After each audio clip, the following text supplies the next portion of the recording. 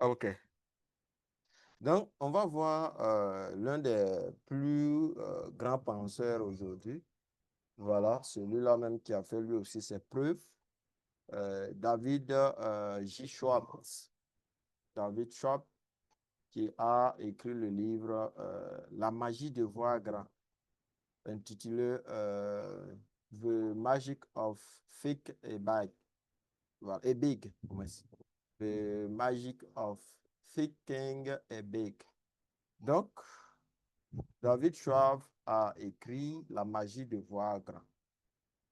Donc, c'est avec grand plaisir que nous allons voir aujourd'hui le résumé de ce livre. Voilà, en essayant de caricaturer quelques mots pour rassembler un peu le contenu de ce que nous avons essayé de lire et de retenir.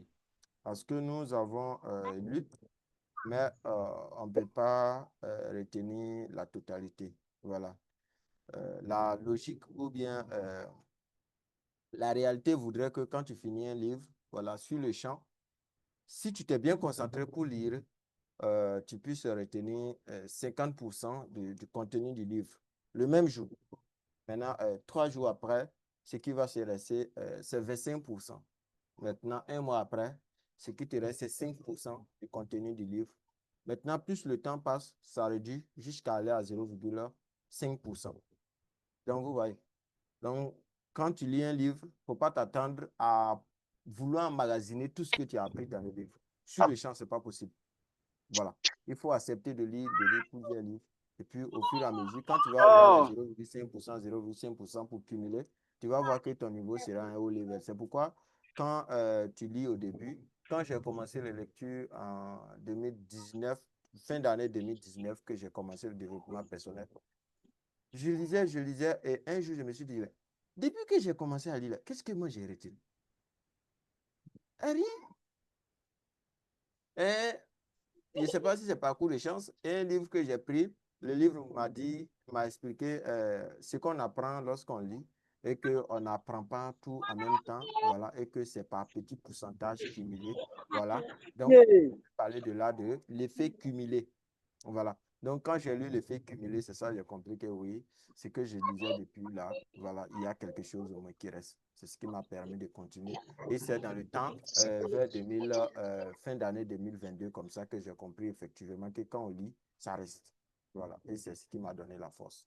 Donc, la lecture aussi, quand vous commencez à lire, je vous préviens, soyez disposés et ayez un programme de lecture. Sinon, ça ne peut pas. Parce que la logique voudrait que, ou bien la nature, ça, ce sont les lois de la nature. On peut pas vouloir, comment on appelle, exalter ça, quoi. Minimum 15 minutes avant que tu vas commencer à retenir ce que tu es en train de lire. Minimum 15 minutes. Maintenant, si toi, tu veux lire 10 minutes et puis déposer, aller faire, ça veut dire que toi, là, c'est pas la peine. Quand tu commences à lire, là, c'est minimum 15 minutes. À partir de 15 minutes, tu commences à retenir. 15 minutes, tu commences à retenir. Maintenant, si tu n'es pas un expert dans la lecture, il ne faut pas aller au-delà de 45 minutes. Ça, ce n'est pas la peine. Après 45 minutes, ce que tu es en train de lire là, rien ne reste. Voilà. Donc, si vous commencez, assurez-vous que vous allez avoir au minimum 30 minutes de lecture. Là, 15 minutes perdues, 15 minutes d'apprentissage.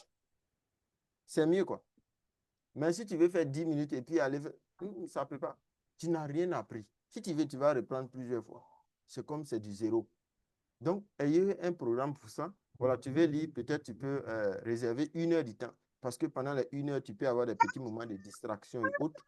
Voilà, mais tu pourras enregistrer au moins 40 ou bien 45 minutes de lecture.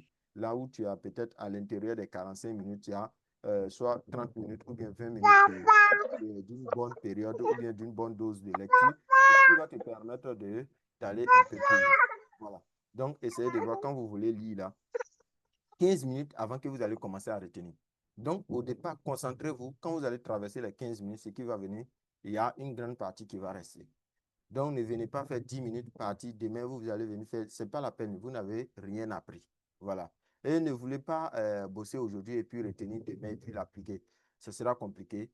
Appliquer comment on appelle l'effet cumulé. Voilà, c'est ce qui va vous aider à aller de l'avant. Donc, nous allons voir ce soir David Schwab, voilà, la magie de voir grand, The Magic of Think Big. Donc, cet ouvrage, quand je l'ai lu, ça m'a beaucoup marqué parce que c'est quelque chose qui t'apprend vraiment comment élever ton niveau, comment élever ta personnalité, voilà, sur tous les plans, en fait. Donc, l'ouvrage est véritablement un guide pragmatique pour libérer votre potentiel en ajustant même la taille de vos pensées et de votre croyance. Est-ce que vous voyez? Donc, ça vous permettra de voir un peu grand, d'aller au-delà de ce que vous avez eu à penser au départ. Donc, je veux savoir une fois de plus encore si vous êtes là, voilà, pour qu'on puisse continuer effectivement. Est-ce que vous êtes là, vous m'entendez réellement? Est-ce qu'on peut partir? Est-ce Oui, qu'on on peut peut partir. partir? Oh, je suis Ah, là. ok. Ok, ça marche. Moi, je suis là. D'accord, d'accord, ça marche. Donc, on va se lancer. Donc, on va voir vers Magic of Think Big de David Schwab. Donc, le message central de ce livre que moi j'ai pu retenir ou bien que j'ai pu extraire, c'est que la taille de votre succès est directement proportionnelle à la taille de votre croyance. Votre niveau de croyance est directement lié à votre succès, votre niveau de succès, votre niveau de réalisation, votre niveau d'accomplissement. C'est la taille de votre pensée qui va déterminer ça. Et quand je lis ce livre, j'ai toujours un petit bout de papier sur moi que je garde toujours. Un temps, c'était en 2020, j'ai pris un bout de papier et puis j'ai écrit parce que je dis non, moi je dois gagner beaucoup d'argent. Et j'ai commencé à faire un petit calcul. Si je pouvais gagner 10 francs par seconde, si je pouvais gagner 10 francs par seconde, au départ, j'ai dit 10 francs, c'est rien, tout, tout, tout. Mais quand j'ai calculé 10 francs chaque seconde qui va passer dans ma vie, moi, je devais gagner minimum 10 francs. Et quand je suis venu lire l'heure de redémarrer, hey, je n'ai pas redémarré le truc là, hein, ça va nous fatiguer après. Hey, j'espère hein, que ça ne va pas nous fatiguer. Donc, quand j'ai lu ce livre, j'ai compris que je rêvais petit. Je rêvais petit. Pour moi, gagner 10 francs par seconde, quand j'ai calculé en 24 heures, en une journée, en un an, en 10 ans, en 50 ans, pour moi, c'était grand en 2020. Mais vers fin d'année 2020, quand j'ai lu le livre La magie de voir grand, j'ai dit, mais ce que moi-même, ce que je suis en train de faire là, c'est un jeu. Il y a des gens qui peuvent gagner peut-être 10 000 $ par seconde. Et puis moi, je vais gagner 10 francs. Et puis ce n'est même pas en dollars même, c'est 10 francs par seconde. Donc, notre niveau de réalisation dépend de notre niveau d'imagination. Est-ce que vous voyez? Ce que nous pensons là, c'est ce que nous devenons. Nous devenons justement ce en quoi nous croyons. Donc, croyez que vous pouvez réussir et vous parviendrez exactement. C'est ce que David Schwab nous dit. Il dit, croyez que vous pouvez réussir et vous y parviendrez. Ça, c'est très simple. Le principe est que le point de départ de tout succès réside dans la confiance en soi et la foi inébranlable en la possibilité de votre réussite. Donc, vous devez d'abord avoir confiance en vous-même. Et en plus de la confiance, vous devez appliquer la foi. C'est la foi. Vous avez confiance qu'effectivement, ce que vous croyez là, vous pouvez réaliser et que rien ne peut vous faire échouer. Et en plus de ça, vous ajoutez l'élément qui peut vous propulser, qui est la foi. Comme le disait dans un autre livre, c'est que si vous avez un petit grain de foi, mais ça pouvait déplacer les montagnes. Ça peut déplacer les montagnes. Mais les montagnes ne sont pas ce que nous on pense. Voilà, ce sont les réalités de la vie en fait. Donc, si nous on a la confiance, on ajoute la foi qui peut nous aider à vraiment réaliser ce que nous voulons. Donc, si vous croyez pouvoir faire de grandes choses, votre esprit cherchera activement les moyens d'y arriver. Si vous pensez que vous pouvez, vous avez la capacité ou la possibilité de réaliser de grandes choses, mais votre pensée va vraiment aller à la recherche des éléments qui vont vous permettre de réaliser ce en quoi vous croyez et ce en quoi vous pensez être possible dans votre vie. C'est pourquoi il dit notre niveau de succès dépend de notre niveau d'imagination, de notre niveau de croyance. C'est bon? Donc, on ne doit même pas chercher à se dévaloriser. Non. Il nous demande de ne pas se dévaloriser dans notre vie, une fois même, en une seconde même, de ne jamais le faire. Donc, il nous prouve exactement que nous sommes meilleurs que nous ne le pensons. Nous sommes plus meilleurs que ceux en quoi nous ne croyons pas. Il y a des gens qui pensent qu'il y a des gens qui sont plus meilleurs que eux. Par exemple, je prends mon cas. Quand nous étions à l'école, j'ai fait comment on appelle, la sixième à la troisième avec la terminale avec un ami. Il s'appelle Jean-Paul. Voilà. Donc, à tout moment, le gars, il est premier. On ne se connaissait pas, on s'est rencontrés comme ça au collège. Il est premier à tout moment. Et moi aussi, je suis calé dans ma position. Moi, je suis là, soit je suis deuxième, soit je suis troisième, soit je suis deuxième, soit je suis troisième. Donc, souvent, moi, je les lance des défis. Je dis que le devoir prochain, on va voir. Je dis le devoir prochain, on va voir. Ça vient, on tape. Soit il me dépasse de 1 point, de 2 points, de 0. Quand on va dans les anglais, là, moi, je dis non, non. Ici, là, moi, je cherche mes 10 pour avancer. Maintenant, chaque mois, à un moment, je me demande, mais lui, il fait comment pour être toujours aussi puissant que moi? Il est fort, lui, là. Question, lui, s'il va quelque part, je dis non, j'ai mon ami, là. Non, lui seulement, là. À tout moment, il est fort. Gars, lui aussi, quand il va quelque part, il dit qu'il y a son ami, là. Non. Il est deuxième, mais lui-même, il les respecte. Parce qu'il est tellement fort. Un jour, il y a eu le problème. Il dit, mais dis, tu fais comment? Et puis, à tout moment, même là, tu es toujours débat. Il dit, moi-même là, la question même, je me pose à ton sujet, c'est que moi, je me demande comment toi tu fais. Et puis, chaque jour, tu mettais ta position, tu ne bouges pas. Simplement, moi, je croyais qu'il était plus fort que moi. Tandis que lui aussi, il croyait que moi, je suis fort que lui. Est-ce que vous voyez? Donc, si en quoi nous croyons là, c'est ce que notre esprit va nous permettre de réaliser. C'est très simple. Si vous croyez que c'est possible, vous allez réaliser. Même si vous croyez que c'est impossible, parce que le conscient et le subconscient, lui, il ne fait pas de différence entre les choses. Lui, il ne sait pas ce qui est bon, ce qui est mauvais. Mais il suffit juste de le conditionner. Conditionne ton subconscient. Lui ne sait pas faire la différence entre le vrai ou le faux. Si le subconscient là, pouvait faire cette différence, les amis, il n'allait pas avoir d'assassins ou bien des mauvaises pensées dans ce... Parce que si tu penses mal, il va te dire que ça, c'est une mauvaise pensée. Ou bien, si lui, il était capable de savoir ce qui est bon ou ce qui est mauvais. Quand tu vas penser mal à quelqu'un, il va dire, non, c'est la pensée que tu viens de commencer là. Il ne faut même pas chercher à terminer. Je ne vais pas t'accompagner. Que c'est une mauvaise pensée. Mais lui, il est là seulement que c'est comme une ampoule.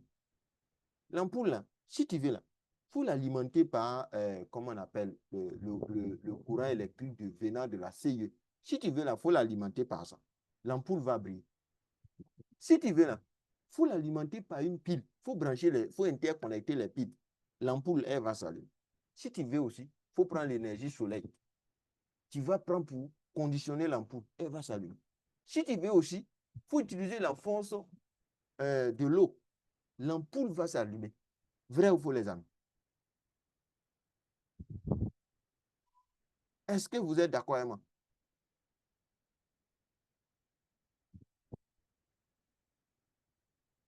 Est-ce que l'ampoule trie le type de Oui, courant électrique qui vient parfait. à travers lui? Non, l'ampoule ne trie pas, hein. Donc, notre L'ampoule, subconscient, c'est elle conscient, reçoit. c'est comme ça. C'est un récepteur. Donc, si tu veux, il faut envoyer les déchets, ça va prendre. Donc, si dans notre cerveau, nous, on accepte de prendre ce que les petites pensées pour l'envers, mais ce sont les petites réalisations que nous allons accomplir dans notre vie. Mais si nous, on lui dit que Mark Zuckerberg n'a rien fait, que lui, là, c'est un enfant, et que Larry Page n'a rien fait, et que Donald Trump n'a rien fait, que moi, là, c'est que moi, je vais réaliser, là. Voilà ça. Clair. Mais lui-même, là, il va aller chercher les moyens nécessaires, les moyens de bord pour t'accompagner. Mais si toi, tu lui dis que non, les gens sont supérieurs que toi, et effectivement, ils seront toujours supérieurs que toi. Donc, visualiser la réussite. Nous devons visualiser la réussite, notre succès, ce que nous voulons devenir. C'est ça que nous devons visualiser. Créer des images claires dans notre mental. Et soyons toujours positifs en envisageant clairement et précisément la personne que nous voulons devenir dans notre esprit. C'est ainsi que nous allons réaliser de grandes choses ou bien de grands succès dans notre vie. Comme il disait que, croyez grand, la taille de votre succès est déterminée par la taille de votre croyance. Donc, pensez à des petits objectifs et attendez-vous à de petits accomplissements. Et pensez aussi à de grands objectifs et attendez-vous à de grands succès ou à de grandes réussites. Donc, l'autre aussi a écrit, tel homme pense, avait même, comment on appelle, figure. Tel vous pensez, mais vous l'êtes déjà. Si tu penses que tu es médiocre, tu l'es. Quand j'ai découvert une fois aussi dans la Bible que Jésus a écrit quelque part, je ne sais pas si vous allez aller chercher après. Il a écrit que, je vais dire, si tu t'en vas prendre quelque chose de quelqu'un qui ne t'appartient pas, maintenant si toi tu penses que c'est mauvais, c'est que ce que tu as fait là, c'est mauvais. Point. Et lui, il n'est pas là pour te juger. Maintenant, si tu penses que ce que tu es parti prendre là, tu as pris ça dans le bon sens, mais c'est déjà bon. Si tu es parti prendre une femme de quelqu'un, et que toi, tu sais en âme et conscience que c'est femme de quelqu'un, tu te juges toi-même. Si toi, tu trouves que ce n'est pas femme de quelqu'un, que c'est toi ta femme, peut-être que les femmes vous semblent banales, mais lui, il dit simplement que ce que nous faisons là, peu importe le type de comportement que nous, on exerce sur la terre, si nous, on pense que c'est bon, c'est bon. Si nous, on pense que c'est pas bon, c'est que c'est pas bon. Il pense que ça, si on va dans le courant, on va trouver les mêmes expressions là-bas. Parce que c'est ça aussi les grands philosophes ont développé. Il dit, tel vous pensez, vous l'êtes. Donc, si nous, on pense à réaliser de grandes choses, on doit visualiser grand. Deuxièmement, je dirais, il y a quelque chose aussi qui nous empêche d'évoluer ou que nous alimentons qui nous empêche d'évoluer.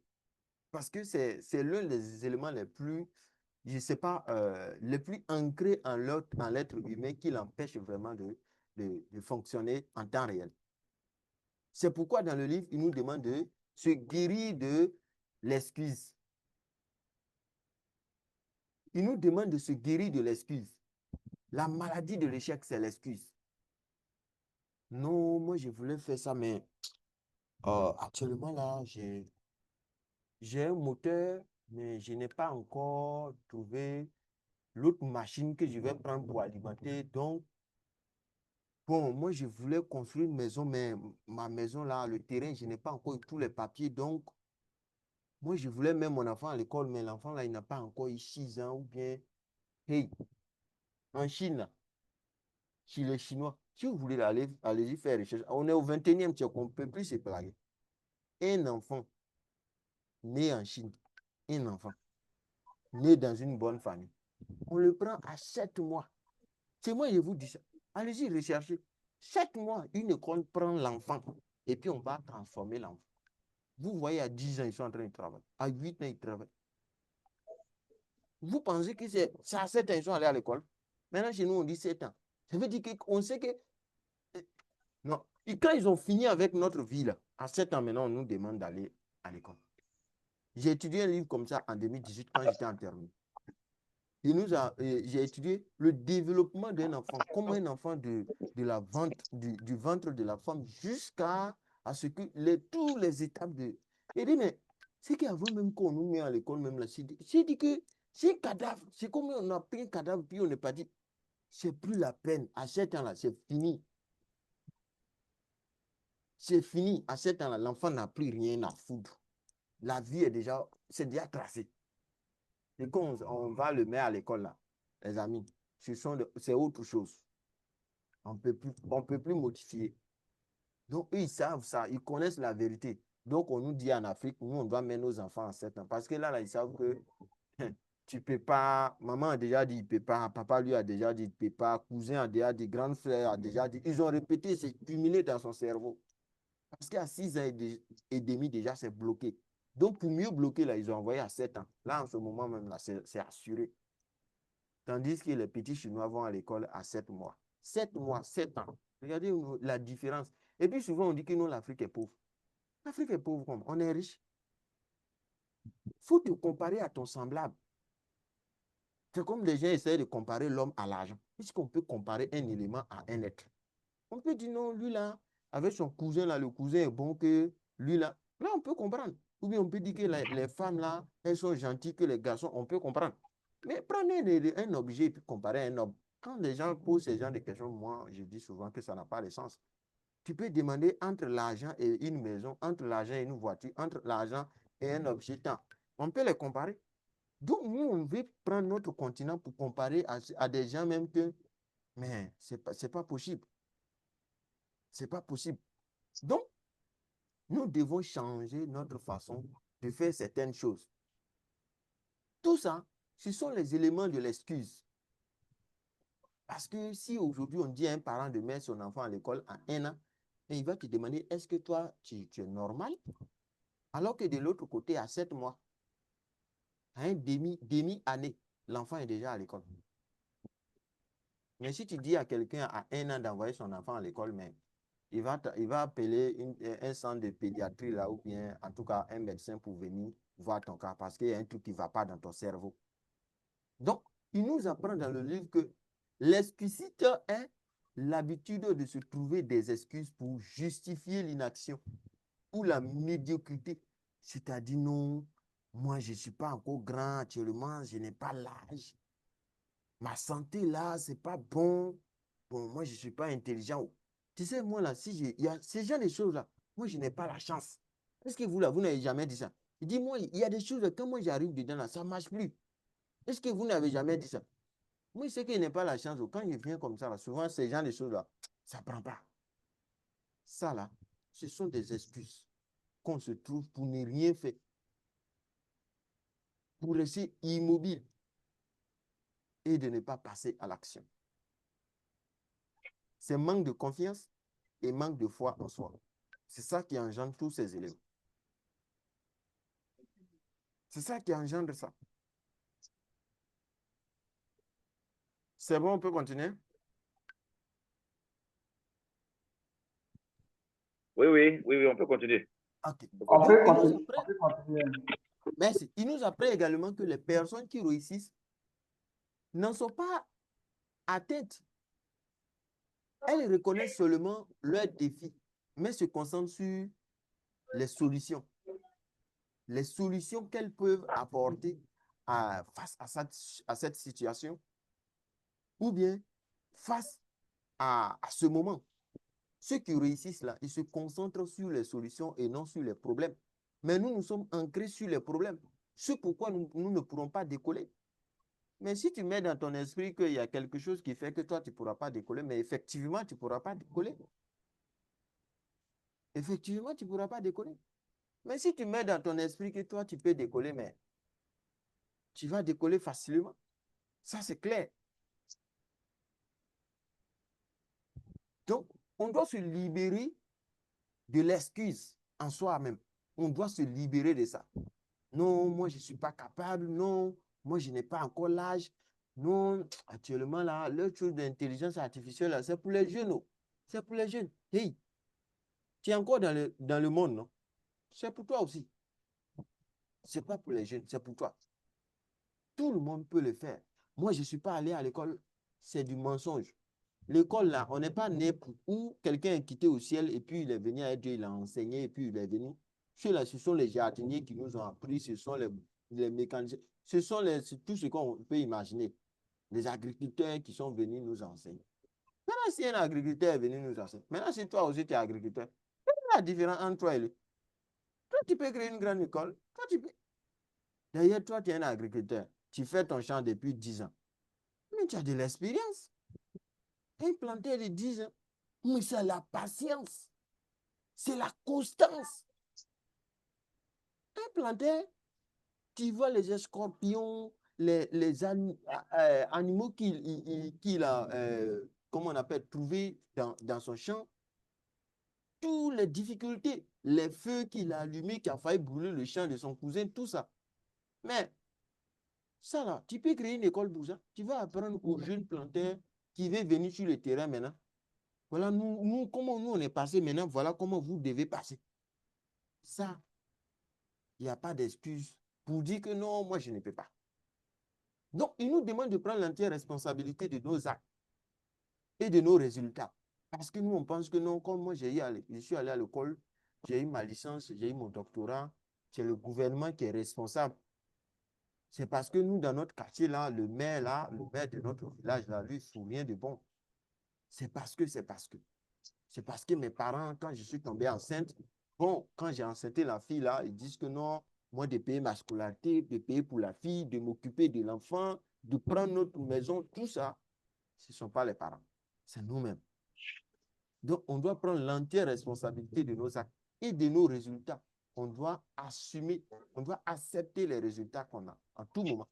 Donc, c'est pourquoi il nous demande de nous éliminer des excuses liées à l'âge et de se rappeler que la vie est longue et que l'expérience aussi est un atout.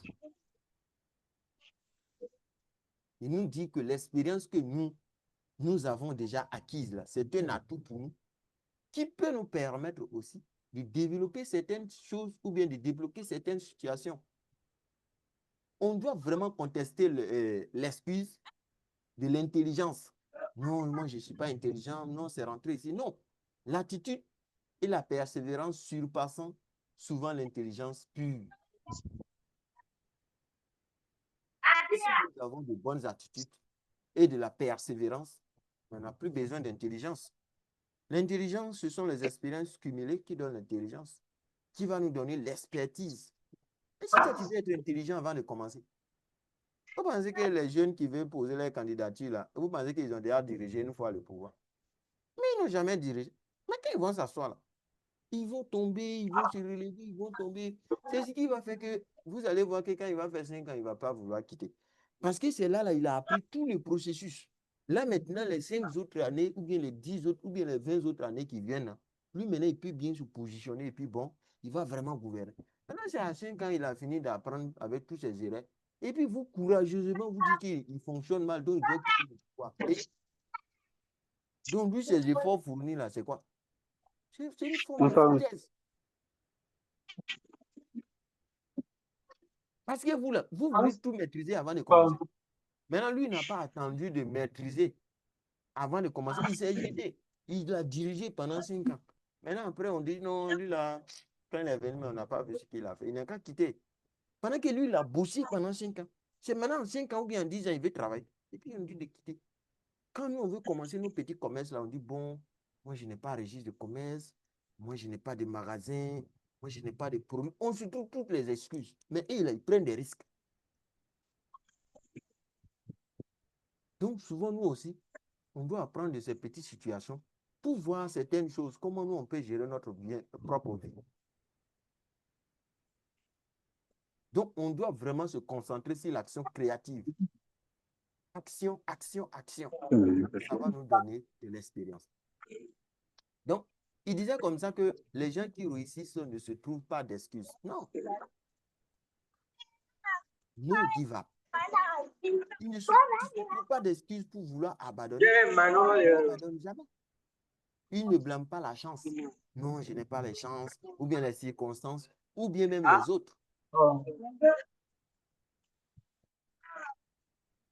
Donc, ils étudient tous ces revers pour tracer la voie du succès.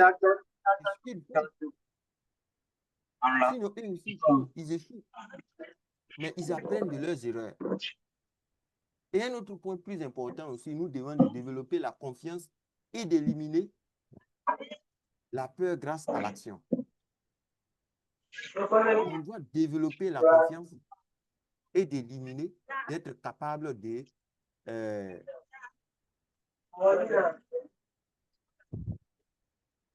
Mon micro, ça passe pas? Non, c'est au prospect. Ah ouais? Ça passe bien. Ça passe bien. Ah, vous lui demandez de couper, je comprends. Si je comprends bien. Ok, monsieur Exactement. François, il faut couper ton micro, s'il vous plaît. Merci de le faire. Voilà. Donc, on va continuer. Donc, il nous demande de développer la confiance et d'éliminer la peur grâce à l'action. Mais si nous, on est toujours en train de passer en action, toujours en train de vouloir mettre quelque chose d'autre sur pied, mais on ne peut plus avoir peur. Mais ce n'est pas possible. Je me rappelle quand on a commencé à vendre les livres et que je dis à Abel, mais si on vend les livres là, tu sais, on va expliquer le contenu aux gens, comment on va faire. Il y a longtemps, moi, j'ai commencé à lire, donc ça, il faut laisser. Je vais gérer. Il dit, tu peux. Il dit, oh, mais ça, j'ai fini ça. Depuis 2018, moi, j'ai commencé à lire. Je ne voulais pas être employé. J'ai commencé à lire. Je ne savais même pas comment je vais réussir, mais je lisais seulement. J'ai écouté les studios. Et 2018 jusqu'en 2024, on est parce que c'est fin d'année 2024, on a commencé à vendre des livres. Ah, mais il faut laisser ça, c'est un petit truc. Mais quand j'ai créé le groupe, vous commencez. Je fixe la date, je pousse, je fixe, je pousse, je fixe. Jusqu'à ce que je pense même qu'on a fait plus de 3 mois. Avant qu'un bonjour, je dis non, aujourd'hui, c'est aujourd'hui. Aujourd'hui, là. Même si c'est un simple bonjour, moi, je vais dire. Je vais dire. Tout ça, c'était la peur. Les excuses que je me trouvais. Non, aujourd'hui, je suis fatigué. Pour rien. Pour rien. Mais quand j'ai commencé, aujourd'hui, là, si vous voulez, là, on anime aujourd'hui, demain, on est dessus. Après, moi, ce n'est pas mon problème. Mais ce sont les petites actions cumulées qui m'ont permis d'éliminer cette peur de vouloir passer en action. En trouvant les excuses, je lui disais non, je n'ai pas de PC. Je n'ai pas besoin de PC pour faire les zooms. Charlie, non. Ce que tu as retenu là, viens, tu vas nous dire. Est-ce que ça, c'est un PC qui va venir dire ça? Des excuses bizarres que moi-même je mets. J'ai commencé avec le téléphone jusqu'à ce qu'un jour, je dis bon, je vais acheter un PC. Est-ce que parler, on a besoin d'un PC pour parler? Ça, ce sont les éléments de la peur. La peur de passer en action. Mais toutefois qu'on va essayer, on va essayer, on va essayer. Mais on ne sait même plus où on peut commencer. Maintenant, le fait de prendre la parole en public et tout, un jour, il y a M. Zongo qui dit, Florent, non, non, non, là où tu es là, tu dois aller à un autre niveau. Tu as dépassé ce que tu as fait, il faut aller à un autre niveau. Il dit, mais il dit, non, il faut partir à un autre niveau. Mais quand moi-même, je rentre à la maison, il dit, mais lui, il veut me mettre à quoi? C'est quelle vie il veut me mettre dedans? Après, il m'appelle, il dit, c'est comment? On va faire un programme, on va organiser une... Je dis, c'est pas facile. Il m'a mis la pression. Bon, je lui dis, je te donne une semaine. Dans cette semaine-là, tu dois faire tout. Mais quand on a organisé la première conférence, moi-même, il dit que, même si par moi, là, si tu veux, là, moi-même, il a fait programme. On va animer seulement. Il dit, ah bon? Il dit, on va animer. C'est pas pour parler. C'est pas pour dire ce qu'on sait, ce qu'on a retenu. Si c'est ça, là, alors ça va. Mais la peur au départ a fait que j'ai passé plus de combien de temps sans pouvoir rien faire. Donc, tu vas voir quelqu'un qui veut faire son petit magasin. La peur d'échouer va faire que lui ne pourra pas passer en action. Les gens vont se moquer de moi. Les gens vont dire si moi j'ai eu doctorat et puis c'est moi je vais venir faire ça. Moi j'ai travaillé là-bas et puis c'est moi je vais venir ouvrir petit magasin. Ça, ce sont les effets de la peur. Là, si tu ne veux pas ouvrir petit magasin, David Chouard nous demande de viser grand.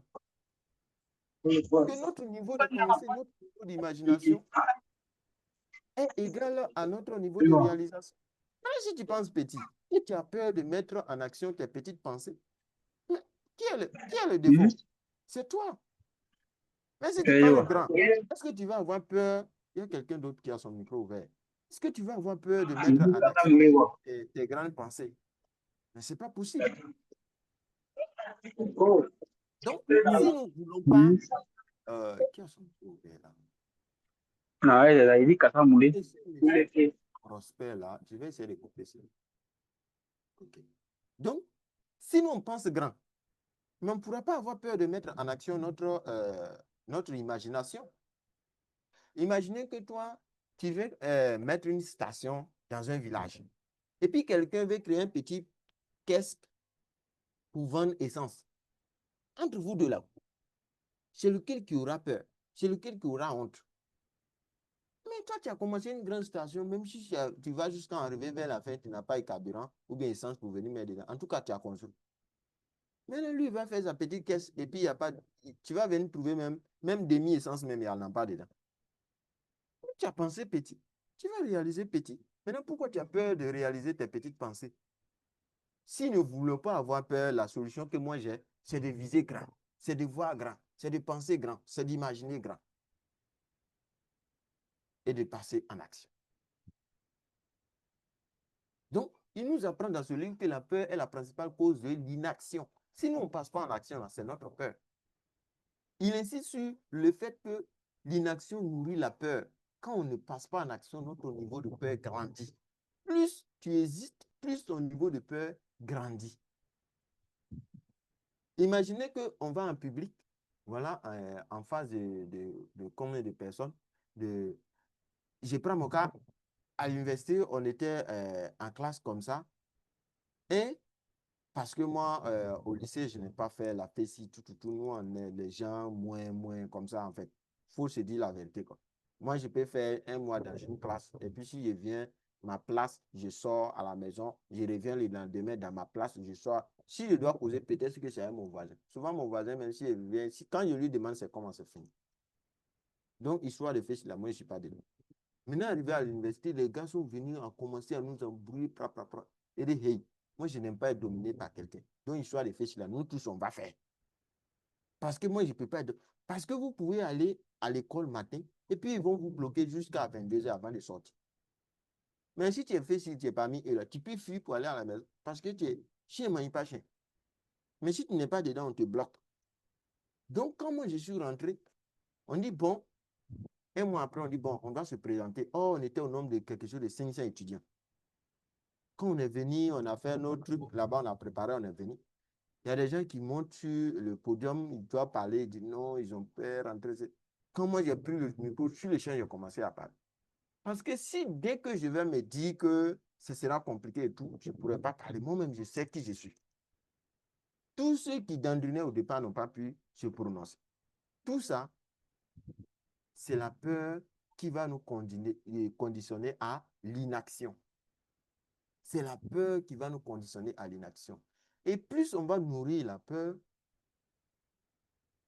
plus on va passer de grandes périodes sans passer en action. Donc, l'inaction est la force réelle de la peur.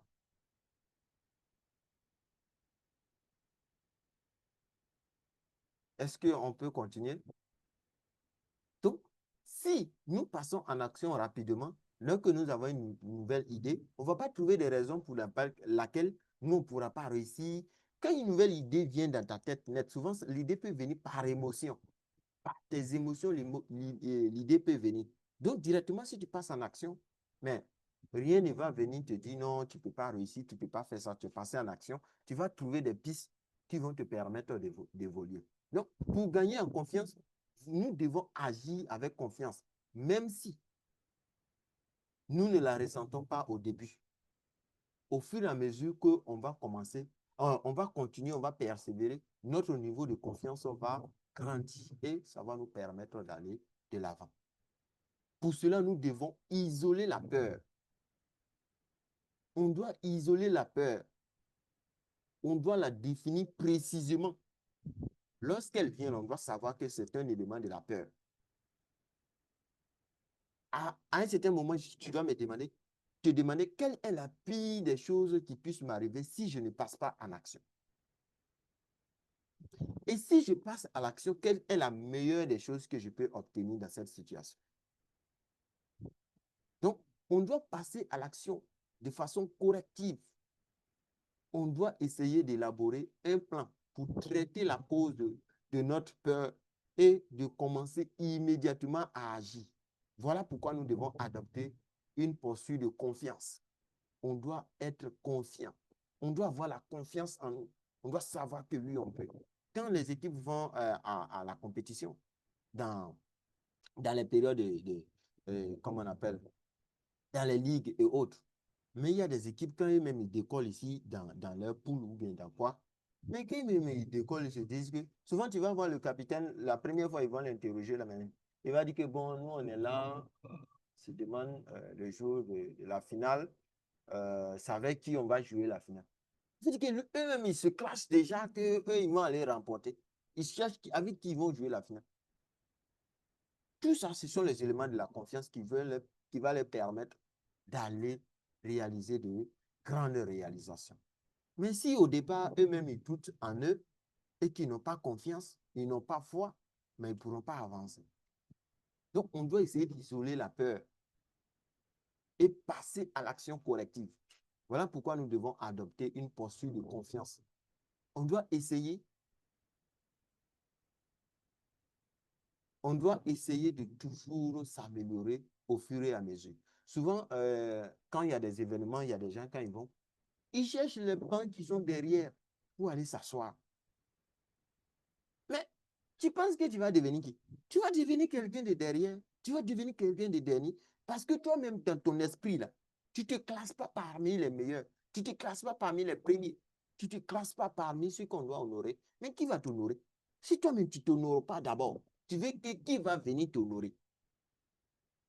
Ça, c'est compliqué. Donc, on doit chercher à être toujours au devant des choses. Et il y a l'un des éléments aussi qui nous ont appris en Afrique ici qui est bon et finalement qui a fini par être dangereux. Chez nous en Afrique, si un enfant regarde une grande personne droit dans ses yeux, c'est un manque de respect. C'est un manque de respect. Je ne sais pas si vous ont appris ça, mais là où nous on a grandi, ça veut dire que si toi, en tant qu'enfant, si tu regardes une grande personne, si tu regardes droit dans ses yeux, c'est un manque de respect. Ça, c'est notre culture.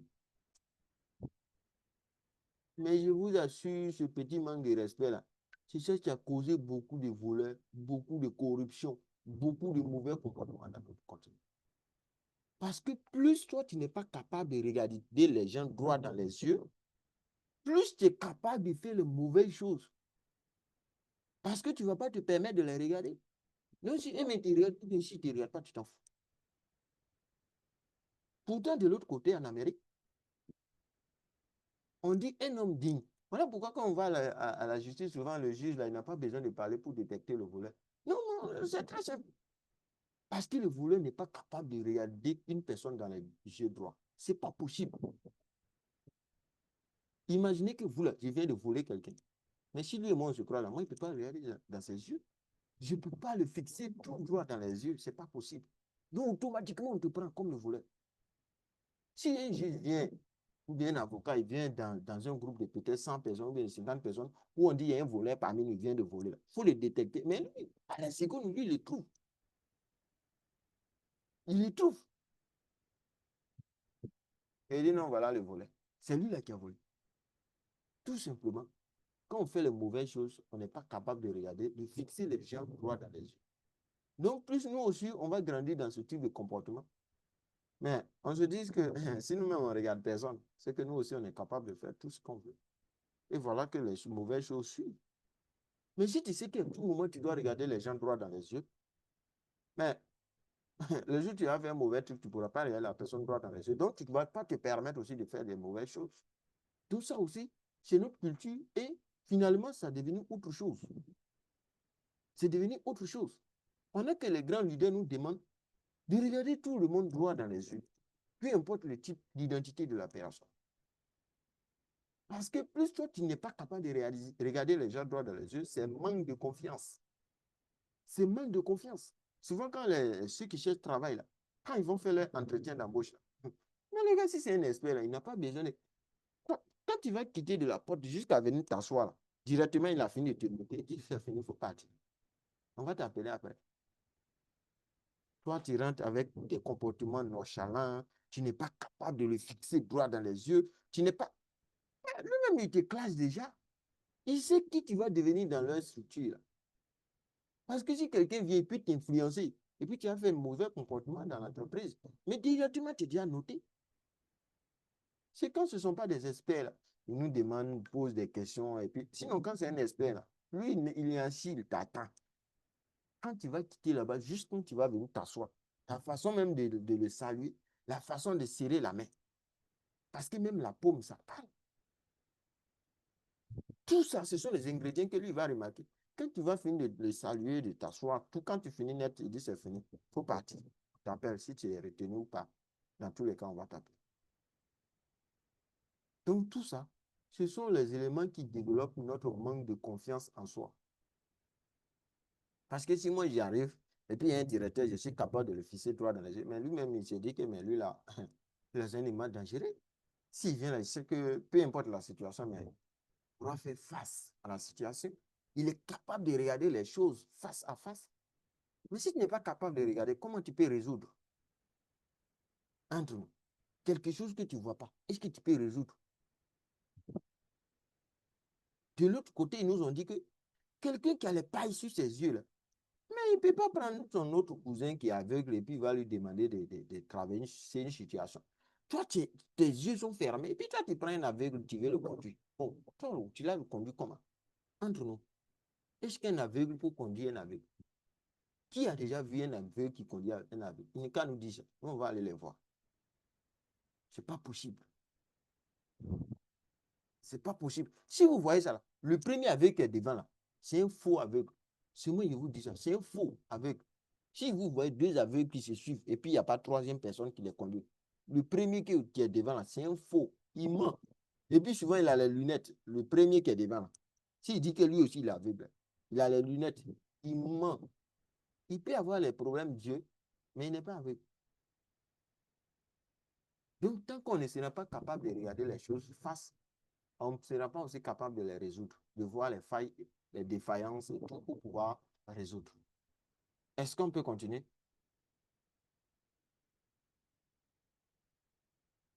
Est-ce qu'on peut continuer?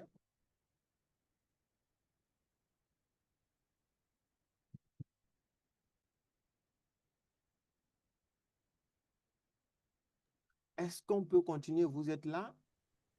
Oui, on peut continuer. Ah, ok, ça marche. Donc, voilà pourquoi, arrivé à un certain moment, il nous demande si, euh, si on va quelque part, on veut essayer de marcher vite et essayer de sourire.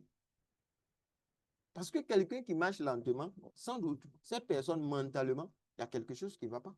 Il doute de la direction qu'il a prise.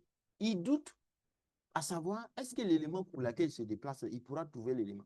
Est-ce que le cousin que je vais visiter, là, est-ce qu'il est là à cette heure-là? Est-ce que c'est la route même qui mène chez le cousin?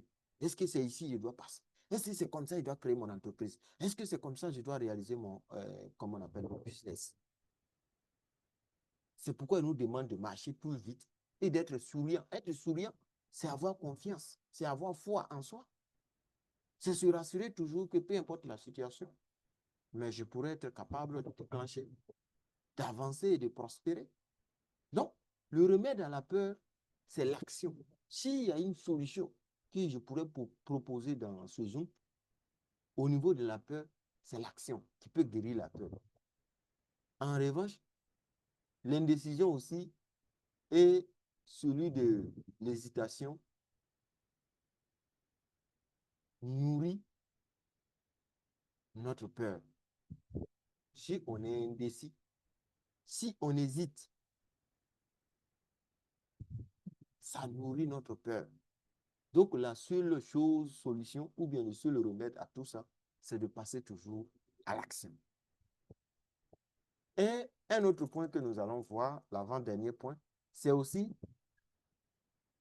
de penser et de rêver de façon créative. Nous devons penser et chercher à rêver de façon créative. Les personnes à succès cherchent constamment de meilleures façons de faire les choses. Ils ne se contentent pas sur comment c'est toujours fait. Non. À demander comment on a fait. Non, non, non, non. Ils ne se concentrent pas sur ça. Mais ils demandent comment pourrais-je faire mieux que ça? Comment moi je peux faire mieux que ce que j'ai déjà fait? Oui, la créativité est une capacité qui peut être développée. Tout le monde n'est pas né pour créer, mais on peut développer cet aspect aussi pour qu'elle puisse avoir de grandes ampleurs dans notre vie. Voilà pourquoi nous devons éviter l'esprit fermé. Quand j'ai parlé de l'intelligence artificielle, d'un vieux qui peut dire non, Aujourd'hui, l'ère de la technologie, là, nous, on est déjà vieux et tout. Ça, ce sont des formes d'esprit fermé. Aussi, ce sont des formes de peur. Parce qu'il va se dire que quand il va se rentrer dedans, il ne va pas maîtriser et tout. Ce sont des formes de peur et d'esprit fermé, d'esprit limité. Nous, on doit être d'esprit ouvert. On doit être créatif aux nouvelles idées et aux nouvelles suggestions. Nous sommes à l'ère du 21e siècle. S'il y a quelque chose qui arrive, il faut regarder dans la grande dimension de cette chose-là. Est-ce que dans l'avenir, ça ne sera pas la chose la plus adoptée quand Facebook est venu? En tout cas, nous qui sommes jeunes, là, nos parents nous ont donné conseil. Non, laissez Facebook là, surtout les cousins là, voilà, quand ils sont prendre leur petit, excusez-moi, leur petite bouteille et puis ils viennent. Non, tu sais, le Facebook là, c'est pas bon, c'est moins de se draguer. Et puis les jeunes là, ils vont là-bas, c'est les mauvais trucs qu'ils font et tout. Ça fait que moi-même là, j'ai détesté Facebook. Mais tu ne peux pas voir mon téléphone et puis il y a Facebook dedans. Tellement qu'ils m'ont caricaturé dans l'esprit. C'est pas bon. C'est la procédure. C'est là même que moi, j'ai arrêté. Histoire de processus. Parce que moi, je ne voulais pas me jeter. Ah ouais, mais processus, c'est pour gagner quoi? Donc, bingo, c'est gâté dans ma tête et je suis laissé dans mon coin fermé et sans avoir l'esprit ouvert. Sans savoir qu'avec Facebook, là, les gens te tapent des millions. Des gens se tapent des millions dans ça. Ce sont les éléments de la peur. La peur du changement. On a peur. S'il y a un nouveau gouvernement qui vient, les gens ont peur, ils vont remplacer les gens, ils vont réaménager, ils vont faire ci. S'il y a un nouveau chef de village, les gens ont peur. S'il y a un nouveau... Les gens ont toujours peur. La peur du changement a causé plus de morts que le changement lui-même. Même le changement vient pour que toi, tu t'améliores. Mais si toi, tu as peur du changement, tu vas mourir cadeau. Personne ne va savoir que tu es en train de mourir. Tout ça, c'est la peur. Si on prend le cas de Nokia, quand Android, la phase d'Android est arrivée, le téléphone Android est arrivé, Techno dit, il prend le téléphone et dit non, ça là, tu vois l'écran là, qui va accepter de taper l'écran? Non, les jeunes de maintenant ne peuvent pas accepter ça. Mais puis l'écran là, ça dépasse, si ça se casse. Tu vois, le téléphone là, c'est trop gros. Ils ont trouvé tous les moyens pour ne pas s'adapter. C'était la peur. Parce que quand ils examinent le coût, comment ils vont quitter de leur brique à un téléphone, à un smartphone, mais c'est un long chemin. Donc, ils avaient peur du changement. Ils avaient peur de la technologie. Puis, ils ont trouvé tous les moyens pour blâmer les gens. Jusqu'à ce qu'ils sortent à la télévision pour dire non, il y a les nouveaux trucs bizarres qui sont arrivés là. Nous, là, nos briques là, c'est bon. Hey, on a dépassé ça. On a dépassé. Aujourd'hui, le vieux mec qui ne sait pas lire, là, il a 2 téléphones Android. C'est lui-même qui fait iPhone 17. Pro Max. Le planter là, c'est lui qui a Pro Max. Lui, il ne sait pas lire et écrire. Il a Pro Max. Pendant que Techno nous a dit que, Nokia a dit que non, c'est pas possible, nous, on pourra pas, on va pas accepter. Ce sont les éléments de la peur du changement. Tout simplement, c'est parce qu'ils avaient un esprit fermé. Sinon, eux, ils étaient déjà sur le marché, ils pouvaient là, même là, qui un partenariat avec les gars et puis prendre la chose. Et puis être devant.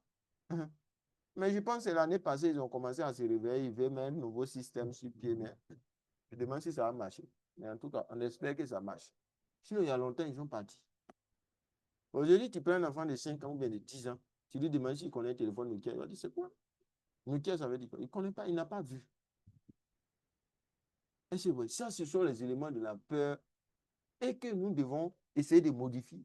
Nous devons être un homme qui aspire, un homme qui consomme le changement. Donc, on doit éviter l'esprit fermé. On doit cultiver les idées qu'on a. On doit les noter, étudier et les mélanger de sorte à avoir un résultat concret, palpable, fiable et pratique. L'inspiration est souvent le résultat d'un effort délibéré. Si on a de l'inspiration, ça peut nous permettre d'aller de l'avant. Donc, on doit être trop actif dans tout ce que nous faisons. On doit se poser des questions pour stimuler notre créativité, à savoir comment puis-je apporter plus de valeur ajoutée dans le quartier que moi je suis là. Comment je peux apporter plus de valeur avec les cousins que moi je suis là. Comment je peux apporter plus de valeur avec madame. Comment je peux l'apporter plus de valeur. Ce n'est pas en faisant les enfants seulement que non, je vais dire non, je dis. Ce n'est pas le sac de riz là qu'elle mange là seulement qui est la chose qu'on peut lui apporter. Comment on peut l'apporter plus de valeur? Arrivé à un certain moment, il va se dire, mais celui-là même arrivé, j'ai constaté que depuis un mois, depuis un an, depuis 10 ans, il a changé. Il fait des choses de ouf. Mais elle va se demander, mais comment moi aussi je puisse lui apporter plus que ça? Parce que retenez qu'il y a un sentiment de redevabilité qui est là. Quand vous êtes avec quelqu'un, et puis la personne vient, il vient vous donner quelque chose, peut-être souvent, mais c'est une personne que vous ne connaissez pas, ou bien vous ne calculez pas du tout. Et puis, bon matin, il fait un truc de ouf, d'extraordinaire. Vous voulez lui rendre en retour le service qui vous est rendu. C'est ça le sentiment de redevabilité. Donc la femme peut se sentir redevable. Elle peut vouloir dire, mais ce type l'a changé. Ce n'est pas le mari que j'ai marié au départ. Ou bien le boss là, il a changé. Quand il m'employait là au départ, ce n'est pas comme ça. Mais maintenant même là, le mois même fini, dès que notre salaire là, ça tombe. Maintenant même s'il vient nous dire bonjour, s'il vient, il nous dit comment on peut faire les choses. Dans tous les domaines qu'on est là, on peut se demander comment je puisse apporter plus que ce que j'ai l'habitude d'apporter. Et ça va créer ce sentiment de redevabilité. Les gens vont vouloir vous rendre en retour le service que vous leur rendez. Ils vont vouloir rendre en retour le service que vous leur rendez.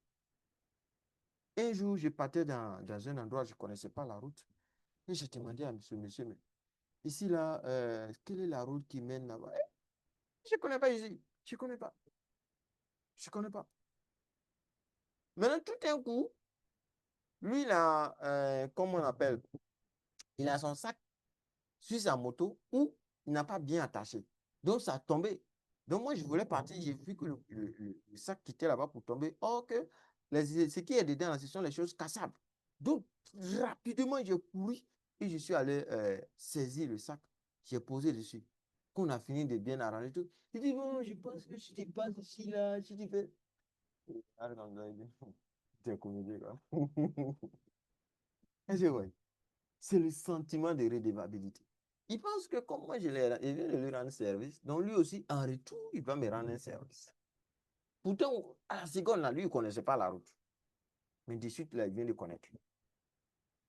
Donc, on peut se demander, ou on doit se demander, comment je puisse apporter plus de résultats que ce que j'ai l'habitude d'apporter.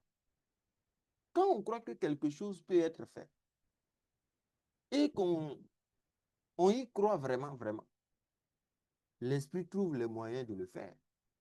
Donc, croire qu'il existe une solution ouvre la voie même à la solution. Si tu crois qu'il y a une solution qui existe, mais tu viens d'ouvrir la voie à la solution. Mais si toi-même, tu ne crois pas qu'il y a une solution possible à ta situation, parce que toi, tu viens d'enceinter 3 gauches successivement, tu penses que c'est la fin du monde et qu'il n'y a pas de solution. Mais il ne pourra pas y avoir de solution. Mais si tu penses qu'il y a une solution possible, tu peux être là et puis un bon matin, il y a une qui va t'appeler. Tu sais, comme en réalité là-haut, tu n'étais pas seul. J'étais avec un autre gars. Maintenant, quand lui aussi m'a enchanté là, il ne voulait pas prendre. Donc, comme toi, tu ne sais pas que vous étiez deux là, c'est pourquoi il t'a donné. Donc, lui, il vient d'accepter. Donc, mon ami, le truc là, ce n'est pas pour toi. Tu viens, la solution vient de venir. Simplement, tu as pensé qu'il y a une solution. Mais si tu penses qu'il n'y a pas de solution, mais les 3 ventres là seront à toi. Les 5 ventres là seront à toi. Ou bien les 2 seront à toi. Mais si tu crois qu'il y a une solution, il y a la deuxième qui va venir dire que non, tu sais, avec la même, quand je venais déjà, même j'étais enceinte, ça fait 3 mois. Alors que quand je suis venu, j'en ai fait un mois. Et puis, il te reste une seule. Et puis là, même, peut-être que tu peux encore te débarrasser, elle va venir raconter quelque chose. Elle va dire non, peut-être que le truc là, même, c'est resté, mais 2 semaines après, je n'ai plus vu ça. Et puis tu es libre. Mais si tu penses que l'accident, toi, tu as fait, comme toi, tu as un bras cassé. Donc, il n'y a plus de solution, il n'y a plus de possibilité, mais il n'y aura plus de possibilité. Il n'y aura plus de possibilité. Donc, penser qu'il y a une solution, ça ouvre la voie à la solution. Selon David Schwab, il dit penser qu'il y a une solution à votre situation, mais évidemment, vous aurez la solution. Donc, si on aborde ici notre dernier point, sur lequel moi j'ai essayé de me concentrer aussi, qui est notre 5e point, c'est de prendre l'habitude d'agir. Selon David Schwab, il nous demande de prendre l'habitude d'agir, d'être des gens même toujours qui sont en train d'agir. Il nous apprend que la meilleure idée au monde ne vaut rien tant que cette idée n'a été mise en œuvre. La meilleure idée au monde. Imaginez que lui qui a eu l'idée de créer Facebook, il n'est pas passé en action. On ne saura pas ce que c'est que Facebook. On ne saura pas ce que c'est que WhatsApp. On ne saura pas ce que c'est que un Range Rover. On ne saura pas ce que c'est que un avion. Ce n'est pas possible. Peu importe la qualité de l'idée que nous avons, tant qu'il n'y a pas d'action, d'œuvre concrète, qui peut concrétiser notre pensée, mais rien ne peut être fait. Et cette idée ne vaut rien, ne vaudra rien en retour. Ça ne vaut rien. Le succès n'atteint pas des conditions parfaites. Non. Il appartient seulement à ceux qui agissent maintenant. C'est ça le succès. Celui qui agit maintenant, c'est à lui le succès appartient. Donc, l'action ici va être le grand catalyseur de la réussite. C'est l'action qui sera le grand catalyseur de notre réussite. Qui connaît l'endroit le plus riche du monde? Le village le plus riche du monde? Ou bien le pays le plus riche du monde? Ou la ville le plus riche du monde? Qui connaît? Aujourd'hui, Internet est là. Hein? Tout est disponible partout. Qui connaît la ville le plus riche du monde? Ou bien le pays le plus riche du monde? Allô? Ah oui? Oui, monsieur Ah, on Yacoub. a tendance à dire souvent que l'endroit le plus riche du monde, ce sont les cimetières. Donc, ce sont les cimetières. Parce que les gens, ils ont eu des belles idées tellement que... Il dit, mais ça va ressembler à la lune. Mais tu sais où il a mis? Il a mis dans un tiroir. Et puis finalement, il est mort. Peut-être que l'idée qu'il a eue, là, il a codé. Il a écrit par des chiffres ou bien par des lettres. Parce que souvent, moi, même si j'écris là, toi, tu ne peux pas venir lire ce que moi j'ai écrit. Ce n'est pas possible. Si je vais écrire dans mon propre langage, là, mais toi, tu ne peux pas prendre mon cahier, tu vas lire. Ce sont des codes que moi, je vais. Si je prends lettre, je sais ce que ça veut dire. Maintenant, si moi, j'ai une belle idée, puis si c'est une start-up, une entreprise que j'ai dessinée en forme d'ampoule, mais si toi, tu viens voir l'ampoule, là, ça va ressembler à quoi? Ils ont déjà créé une ampoule. Maintenant, c'est moi, qui viens créer une ampoule. Pourtant, c'est une entreprise que j'ai mis en forme d'ampoule. Parce que pour moi, l'ampoule allait devenir une solution pour le monde. Maintenant, si j'ai mis ça dans le tiroir, et par la grâce de Dieu que je suis mort, laissez ça. Et ils vont enterrer ça, tout ça là où? Au cimetière. Et voilà. Pendant que dans chaque village, il y a des cimetières, on se permet de dire qu'on est pauvre. Et ces cimetières-là, si on partait exploiter. C'est pourquoi quand il y a des gens qui meurent, les cadavres, là, c'est comme une mine d'or. Des gens luttent. Si tu as laissé là, les gars, là, ils vont venir nous dire que non, laissez-nous, on va vous donner l'argent, vous allez l'enterrer, tout ça. Mais si c'est lui qui te donne l'argent pour aller creuser, c'est que quand tu vas enterrer ici, là, peut-être que c'est lui qui va prendre pour mettre dedans. Il a fini, le cerveau, là, il est parti il y a longtemps. Quand il va partir emballer là, mais il a fini ça, il a pris pour partir. Allez-y voir les tombes comment on appelle, Einstein, des grands philosophes là. Mais si tu as un milliard même, c'est pas n'importe quel milliardaire qui va tourner autour. Parce que même l'énergie qui tourne autour, c'est de la richesse. Pourquoi les gens se déplacent pour aller en Israël, les chrétiens, pourquoi ils vont là? Pourquoi les musulmans se déplacent? Parce qu'il y a quelque chose. Parce qu'il y a une richesse. Maintenant, si dans nos villages, il y a ce métier et puis nous, on dit qu'on est pauvre, je ne sais pas comment on va qualifier encore. Donc, tant que cette meilleure idée-là, on n'a pas mis ça en action, en œuvre, là, ça ne vaut rien. Ce n'est pas une meilleure idée. Donc, il nous demande de ne pas laisser la procrastination nous paralyser. Non, quand j'ai parlé de mon histoire de, comment on appelle, comment on allait commencer le résumé du livre La puissance de l'auto-éducation et tout, mais j'ai procrastiné des mois avant qu'on ne commence. Ceux qui étaient là au départ, peut-être 90% n'ont rien su. Mais moi, personnellement, moi-même, je savais en âme et conscience ce qui se passe. Le premier jour, je suis venu, on fait une présentation, chacun s'est présenté, on a bavardé, puis pingo, j'ai mis fin. Puis j'ai respiré. Ça, c'était la procrastination. Demain, après-demain. Non, je vais attendre. Comme madame n'est pas là, les enfants là, en 6 mois, je vais faire là, je vais voyager, les enfants, ils sont encore petits. Madame vient, comme madame vient d'arriver. Bon, comme le boss là, on trouve toujours un moyen pour ne pas passer en action.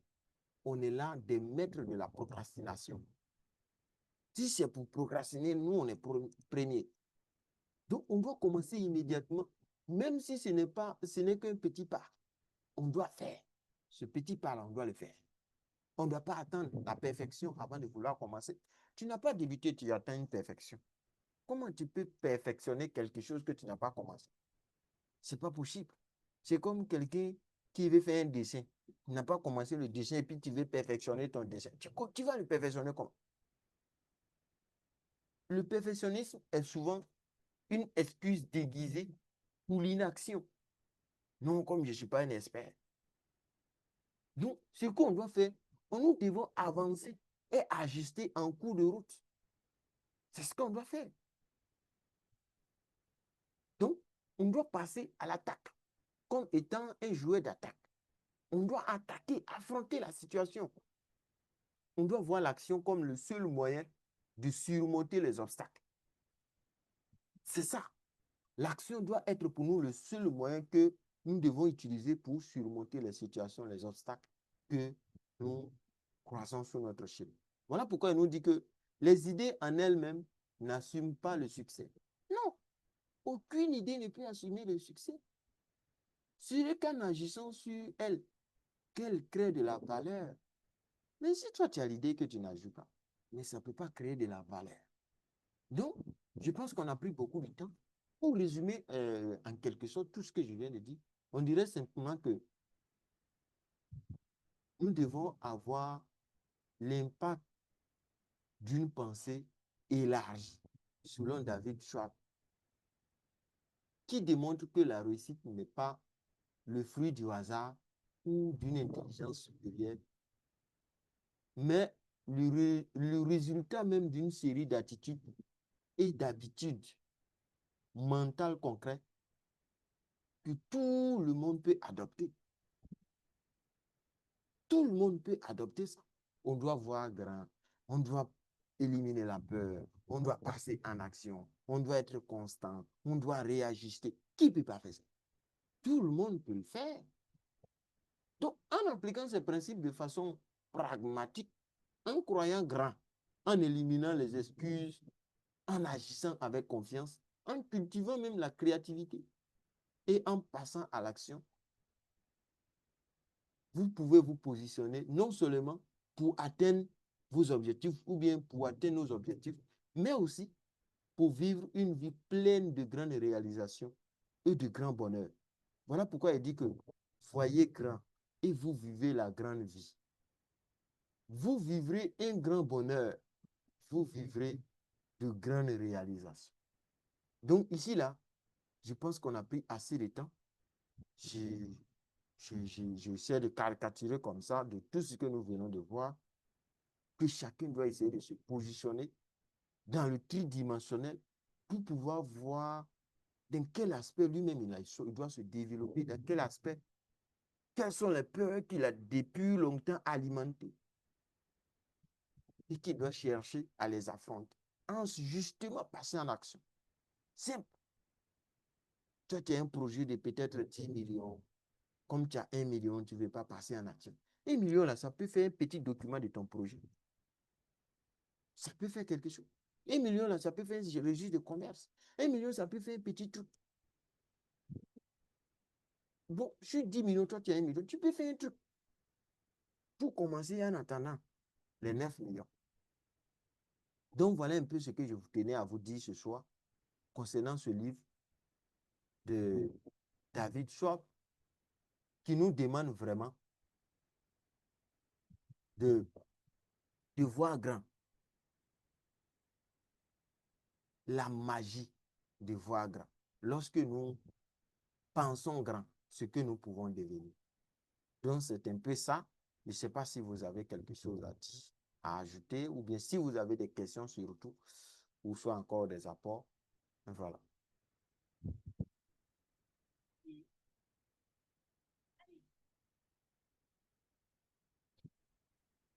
Oui?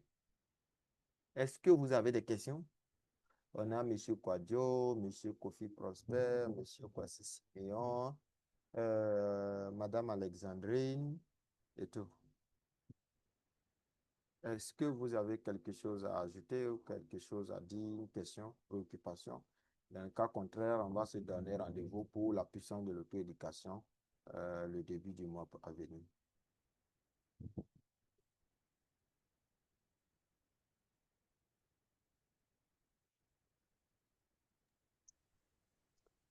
Oui, en fait, moi, je voudrais vous dire merci.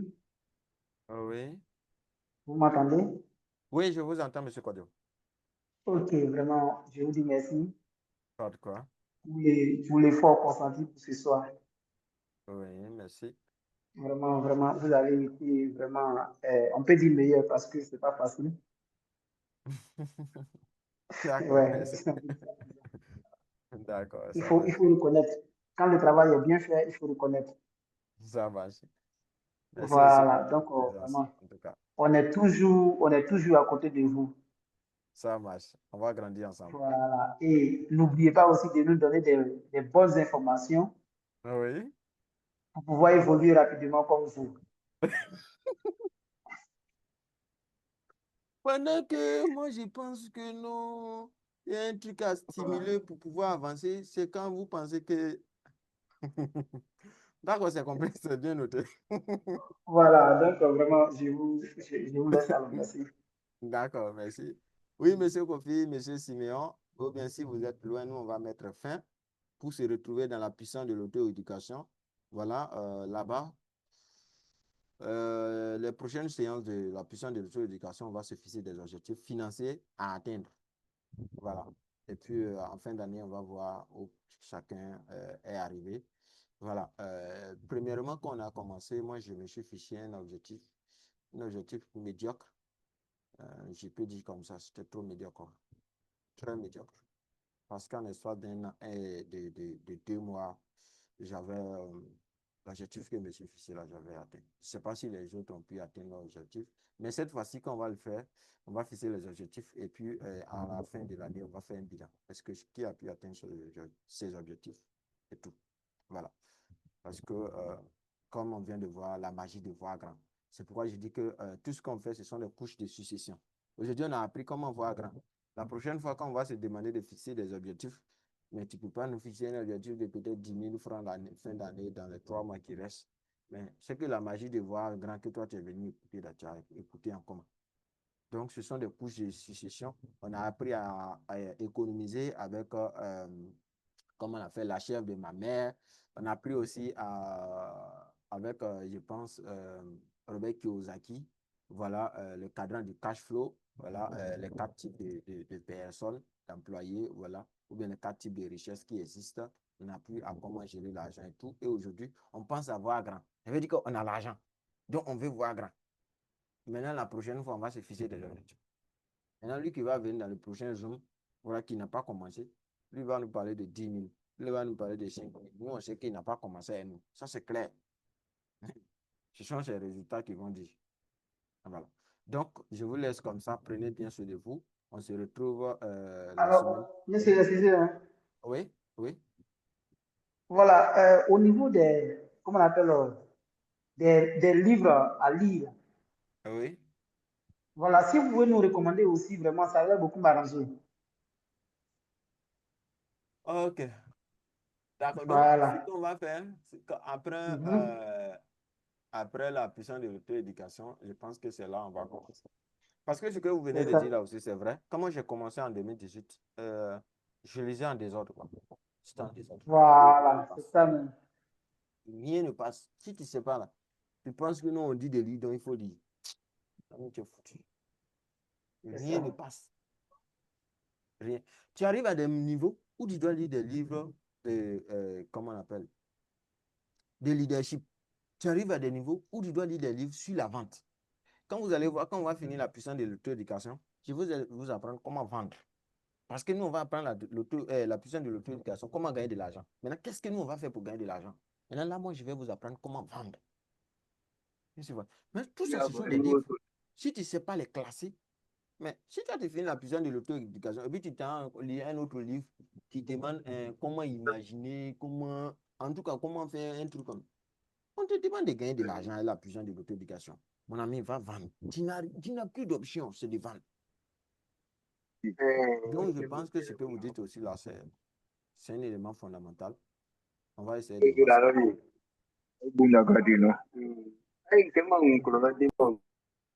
ça. OK. Donc, prenez bien soin de vous. Je vous aime, je vous adore. Merci. Comme quand Simon le Ouedraogo Merci. aime me dit, I love you. I really, really love you. Et rendez-vous au sommet des Ziziglar.